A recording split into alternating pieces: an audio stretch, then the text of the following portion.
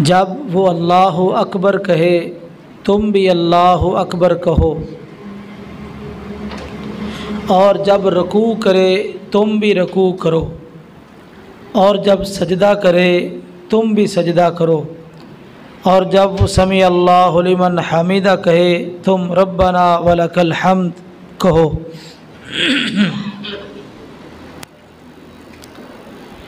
इमाम की इक्तिदा और उसके पीछे पीछे चलना ज़रूरी है। इमाम से आगे बढ़ना दुरुस्त नहीं। नबी करीम सल्लल्लाहु अलैहि वसल्लम ने इरशाद फरमाया, क्या तुम में से कोई पसंद करता है कि जो इमाम से आगे बढ़े उसके सर को गधे का सर बना दिया जाए? यानी वो इस बात से डरता नहीं कि उसके सर को गधे का सर बना दिया जाए।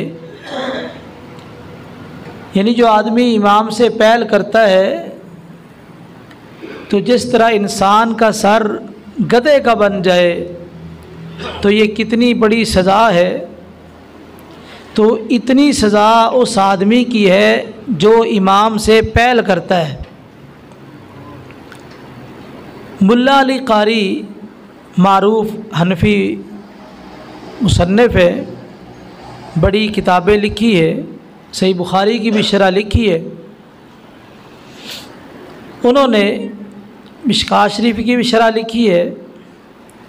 उसमें एक वाक़या नकल किया है जो आम जो मिशकात का अरबी नुस्खा है उसके हाशिए पर मौजूद है। वाक़या ये है कि एक मुहद्दिस हदीस पढ़ाते थे और आगे उन्होंने पर्दा लटकाया हुआ था। पर्दे में बैठ के हदीस पढ़ाते थे। शागिर्दों ने बारहा मरतबा इसरार किया कि आप अपना चेहरा तो दिखाएं। वो चेहरा नहीं दिखाते थे। एक शागिर्द काफ़ी देर उनसे पढ़ता रहा। उसने काफ़ी इसरार किया कि आप मुझे अपना चेहरा दिखाएं। जब ये मजबूर हो गए तो इन्होंने कहा कि आप चेहरा देख लें। चेहरा देखा तो उनका सर यानी गधे का था, बाकी दाढ़ी इंसानों वाला है। कहा ये क्या हुआ? कहा मैंने नबी करीम सल्लल्लाहु अलैहि वसल्लम की हदीस पढ़ी थी। आपने फरमाया कि तुम में से कोई आदमी इस बात से डरता नहीं है कि उसका सर गधे का सर बना दिया जाए, कि वो इमाम से जो पहल करता है। मैंने तजर्बा करने के लिए इमाम से पहल की है तो उस वजह से मेरा सर गधे का सर बना दिया गया है। तो आप अंदाज़ा लगाइए कि इमाम से पहल करना। अब ये वाक़या उन्होंने नकल किया है। अगर वाक़या पेश आया है तब भी ठीक, नहीं भी पेश आया तो कम अज़ कम हदीस से तो ये बात मालूम होती है कि ये बंदा इस सज़ा का अहल है। तो इसलिए इमाम के पीछे पीछे हमने चलना है। आजकल कई लोग इमाम से पहल करते हैं, बिलखुसूस जब कौमे में आदमी है रकू के बाद जब खड़ा हुआ जाता है उसको कौमा कहते हैं। इसके बाद सजदे में जाना, कितने लोग इमाम से पहले सजदे में पहुंचे होते हैं। हालांकि नबी करीम सल्लल्लाहु अलैहि वसल्लम जब नमाज पढ़ाते तो सहाबा कहते हैं कि आप जब तक अपनी पेशानी ज़मीन पर न रख लेते हम में से कोई झुकता ही नहीं था।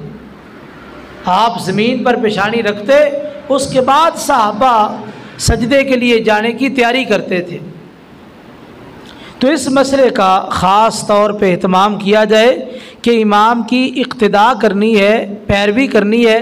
वैसे भी बंदा सोचे कि आप इमाम से आगे आगे चलेंगे तो इमाम से पहले सलाम फेर सकते हैं। मसला ये है कि जल्दी करने का क्या मकसद है? या तो ना आप इमाम से पहले सलाम फेर के घर चले जाए। जब तक इमाम सलाम नहीं फेरेगा तुम नहीं फेर सकते, तो जल्दी का क्या मतलब है? आप अपना नुकसान कर रहे हैं। इसलिए इमाम के पीछे पीछे चले, उसकी इक्तिदा करें। इसी तरह इमामत के मसाइल में से एक मसला ये भी है, अगर एक इमाम है एक मुक्तदी है तो ऐसी सूरत में मुक्तदी इमाम की दाईं जानब खड़ा होगा, मुक्तदी दाईं जानब और इमाम बाईं जानब खड़ा होगा। नबी करीम सल्लल्लाहु अलैहि वसल्लम रात को नमाज़ पढ़ रहे थे। अब्दुल्लाह बिन अब्बास रज़ी अल्लाह ताला अन्हुमा आए तो उन्होंने भी जल्दी से वज़ू किया और आपके दाईं तरफ आके खड़े हो गए। आपने कान से पकड़ा, कान से पकड़ के पीछे इधर अपनी दाईं जानब कर दिया, इधर से पकड़ के ना दाईं जानब ले आए। तो इससे पता चला कि अगर वो गलती से बाईं जानब खड़ा हो जाए तो इमाम उसको दाईं जानब कर सकता है। इसी तरह एक मुक्तदी या एक इमाम नमाज पढ़ रहे हैं, तीसरा बंदा आ गया है। अब ऐसी सूरत में क्या करेंगे, या तो इमाम आगे चला जाए, आगे गुंजाइश है, अगर पीछे गुंजाइश है तो ये दोनों मुक्तदी पीछे चले जाएं ताकि वो एक सफ़ बन जाए। इसी तरह अगर पीछे कोई औरत है, उसने भी जमात के साथ नमाज पढ़नी है, अगर एक ही मुक्तदी है तो वो इमाम के साथ खड़ा हो जाएगा, औरत पीछे खड़े होगी। और इसी तरह अगर दो मुक्तदी है या तीन है, ये पूरी साफ़ है, तो औरत एक है, औरत मर्दों के साथ खड़ी नहीं होगी बल्कि वो पीछे अलग खड़ी होगी, अकेली औरत की नमाज साफ़ के पीछे हो जाती है, अकेले आदमी की नमाज नहीं होती। नबी करीम सल्लल्लाहु अलैहि वसल्लम ने एक बंदे को देखा, उसने साफ़ के पीछे अकेले ने नमाज पढ़ी, आपने उसको नमाज लुटाने का हुक्म दिया कि नमाज दोबारा पढ़। अब इसमें मसला ये है, बाद उलमा ने इस्तिदलाल किया इस हदीस से कि एक मुक्तदी एक इमाम, तीसरा बंदा आ गया, अब या तो इमाम आगे जाएगा या मुक्तदी पीछे जाएगा। तो ये थोड़ी सी तब्दीली की है। इस हदीस से इस्तिदलाल करते हुए बाद उलमा ने ये बात ज़िक्र की है कि इस हदीस से मालूम होता है कि अगर आगे वाली साफ मुकम्मल हो चुकी है, पीछे मुक्तदी आया है, तो आगे से कोई बंदा खींच लिया जाए ताकि पीछे साफ बना ली जाए। तो इस हदीस की बुनियाद पे बंदा खींचने की इजाज़त है ताकि पीछे भी साफ बन जाए। अगर कोई नहीं खींचता, पीछे अकेला नमाज पढ़ता है, अकेले की नमाज नहीं होगी, उसको नमाज दोहरानी पड़ेगी। औरत की इमामत, औरत भी इमामत करवा सकती है। उम्मे वारक़ा रज़ी अल्लाह ताला अन्हा, नबी करीम सल्लल्लाहु अलैहि वसल्लम को हुक्म दिया कि अपने घर वालों की जमात करवाए, लेकिन औरत जब जमात करवाएगी, वो जो पहली साफ़ है ना, उस साफ़ में औरतों के साथ ही खड़ी होगी, औरत आगे नहीं खड़ी होगी, बल्कि पहली साफ़ जो औरतों की है उसी साफ़ के अंदर ही वो खड़ी होगी और जमात करवा लेगी। अम्मा जी आयशा रज़ी अल्लाह ताला अन्हा भी औरतों की जमात करवाया करती थी, तो औरत भी इमामत करवा सकती है, लेकिन उसके लिए मसला मैंने बता दिया। तो ये इमामत के मसाइल थे। इसी तरह इमाम साहब जब मस्जिद की तरफ आ रहे, यानी आगे मुसल्ले की तरफ आ रहे, तो मुकब्बिर उनको देख के तकबीर शुरू कर देगा, लोग अपनी सफ़े बनाना शुरू कर दें। इमाम के मुसल्ले की तरफ आने से पहले आप खड़े नहीं हो सकते, आप खड़े नहीं हो सकते, आप बैठे रहे। जब मुकब्बिर इमाम को देखेगा, तकबीर शुरू करेगा, उसके बाद आपने खड़े होना है और साफ़ बनानी है। तो कई लोग पहले खड़े हो जाते हैं, बिलखुसूस ये खड़ियाँ इन्होंने काफ़ी हमें परेशान किया है। लोग समझते हैं कि जब पूरा टाइम हो गया है, अब ये मिनट सेकंड आ गए हैं, तो अब काफ़ी ये उलझने बनी है। तो बहरहाल ये तरीका दुरुस्त नहीं। इमाम एक आधा मिनट लेट भी हो जाए तो आप सब्र करें, मुकब्बिर की नज़र होती है इमाम पर, जो ही वो इमाम मुसल्ले की तरफ आ रहा है फौरी तौर पे वो इकामत कहे। और इसके बाद अगला मरला ये है कि सफ़ बंदी, सफ़ों को दुरुस्त करना। इमाम सफ़ को दुरुस्त करवाए।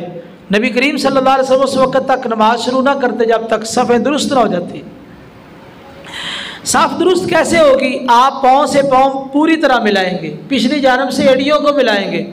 जब एड़ियों को मिलाया जाए तो आगे जो है ना उंगलियां ऐसे मालूम होती जैसे टेढ़ी है। बसा औकात एड़ी से एड़ी मिलाएंगे और पीछे से बिल्कुल साफ बराबर होगी तो बसा औकात मालूम होता है कि उंगलियां टेढ़ी है। ये आदमी को महसूस होता है। आप 2-3 सफ़े आगे किसी को भेजे, वहाँ से वो देखेगा तो उंगलियां सीधी नज़र आएंगी। उंगलियों का रुख भी किबला की जानब करना है। अगर हम पाँव से पाँव नहीं मिलाएंगे तो हमारी उंगलियों का रुख किबला की जानब नहीं होगा, टेढ़ी है। एक ही सूरत है, पाँव से मुकम्मल तौर पे पाँव मिले, आप सीधा पाँव रखें तो मुकम्मल दूसरे आदमी का पाँव मिले। जब नबी करीम सल्लल्लाहु अलैहि वसल्लम ने सहाबा को हुक्म दिया तो सही बुखारी में आता है, अनस रज़ी अल्लाह तआला बयान करते हैं कि सहाबा ने पाँव से पाँव मिलाया। बसा औक़ात बाद सहाबा के टखने भी मिल जाते और इसी तरह कंधे से कंधा मिल गया। तो बाद लोग कहते हैं ये सहाबा का अमल है। देखो नबी करीम सल्लल्लाहु अलैहि वसल्लम ने जब फरमाया तो उन्होंने साफबंदी की, और आप जिस तरह आगे देखते थे आपका ये मौजज़ा था कि आप पीछे भी देखते थे नमाज के अंदर, यानी सिर्फ नमाज के साथ ख़ास है।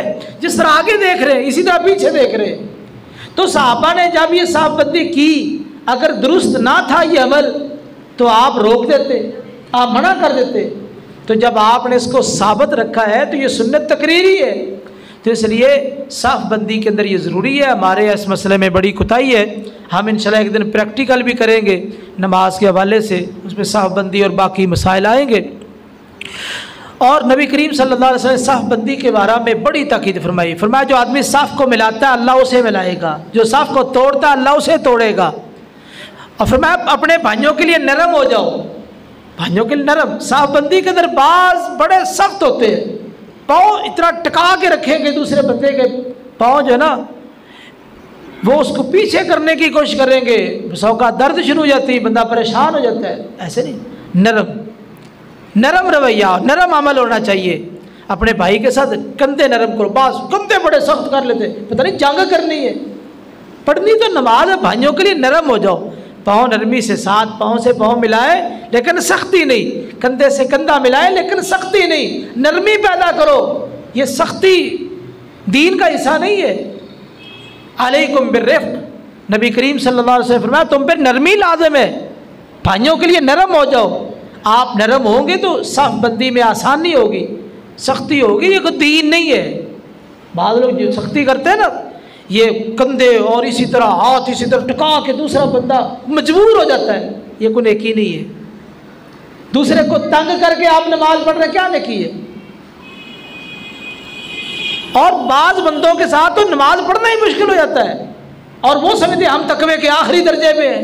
ये कौन सा तकवा है कि आपने साथ वाले को परेशान किया।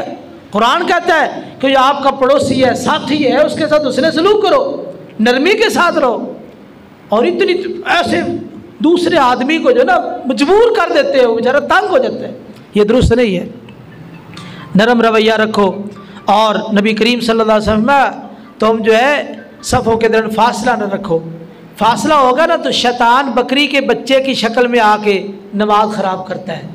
दरमियान में फासला नहीं होना चाहिए। आप ऐसे समझे कि आप पाँव से पाँव मिलाएंगे, शैतान का रास्ता बंद हो गया, नाटका बंद हो गया, शैतान नहीं आ सकता। अगर फासला होगा तो शैतान आएगा। और ये कोरोना जो आया था इसने तो हमारे लिए बड़े जवाब पैदा कर दिए। घरों में नमाज पढ़ना लोगों के लिए आसान हो गया। पहले एक शर्म हया था वो ख़त्म हो चुका है, लोग घरों में नमाज पढ़ते आसानी से, जमात का ख्याल ही नहीं करते। और इसी तरह फासले वाले तो उनके लिए भी आसानी होगी। तो मेरे भाइयों, पाँव से पाँव मिलाना, साफबंदी, ये नमाज का हिस्सा है। नबी करीम सल्लल्लाहु अलैहि वसल्लम फरमाया सफ़ों को दुरुस्त करना ये नमाज की इकामत में से है, नमाज की इकामत में से है। बार बार आता नहीं युकीमून सला, नमाज कायम करते हैं, उस इकामत में से साफबंदी भी है।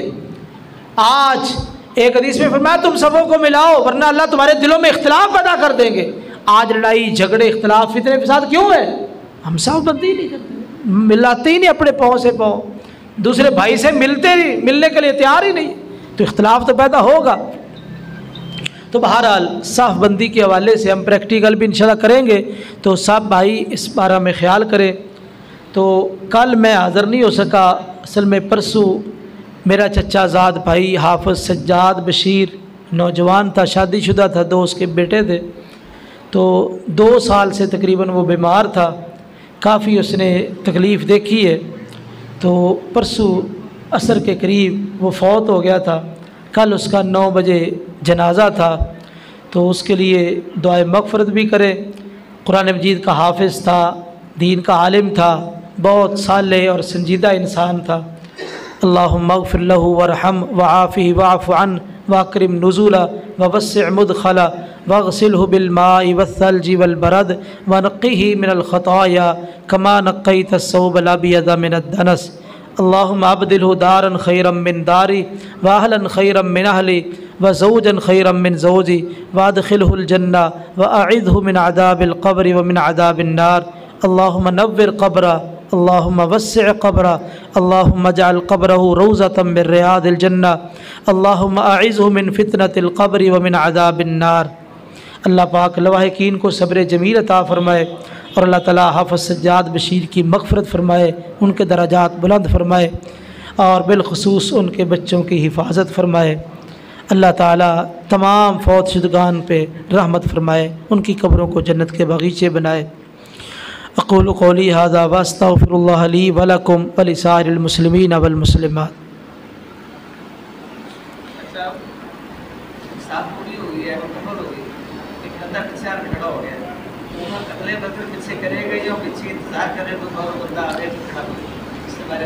आदमी आगे से अगली साहब से खींचा जा सकता है, वो साहू को मुकम्मल कर लेंगे। अगर ये अकेला पीछे नमाज़ पढ़ेगा तो जितनी देर तक आदमी नहीं आ रहा उतनी देर तक ये नमाज में शामिल होगा, लेकिन नमाज इसकी उस वक़्त सही अकाउंट होगी जब कोई और आदमी आ जाए, या वो बंदा खींच के शुरू कर ले या दूसरे बंदे का इंतज़ार ये करके ये खड़ा नहीं होगा बल्कि नमाज शुरू कर दे। जब दूसरा बंदा आएगा तब इसकी नमाज शुरू हो जाएगी। अगर पूरी नमाज में कोई नहीं आया तो फिर ये तरीका है कि वो नमाज के बाद अपनी नमाज दोबारा पढ़ेगा, उसकी ये नमाज नहीं होगी। हमारे भाई ऐसे कि जब इमाम साहब दोनों तरफ सलाम फेर लेते हैं उसके बाद वो फिर अपना सलाम फेरते हैं, ये जायज़ है? सलाम फेरने का मसला वैसे तो तफसील के साथ आएगा। तो ये बुज़ुर्ग पूछ रहे हैं कि बाज़ दोस्त जब इमाम दोनों तरफ सलाम फेरते हैं ना उसके बाद सलाम फेरते हैं, तो इमाम के पीछे पीछे यानी इमाम दाईं तरफ सलाम फेर ले उसके बाद तुम सलाम फेरो, फिर वो बाईं तरफ फेरे उसके बाद तुम, यानी बिल्कुल भी पीछे नहीं रहना। पीछे का माना ये भी नहीं है कि आप बिल्कुल ही पीछे रहे, वो दोनों तरफ सलाम फेरे उसके बाद आप सलाम फेरे, ऐसा नहीं है। बल्कि एक तरफ उसने सलाम फेर लिया आप भी फेर लें, दूसरी तरफ फेरा है तो आप भी सलाम दूसरी तरफ फेर लें, तो उसके साथ साथ ही रहे, ज़्यादा भी ताख़ीर दुरुस्त नहीं। वैसे ये सलाम के मसाइल आएंगे, वह इंशाअल्लाह इसके बारे में गुफ्तगू होगी।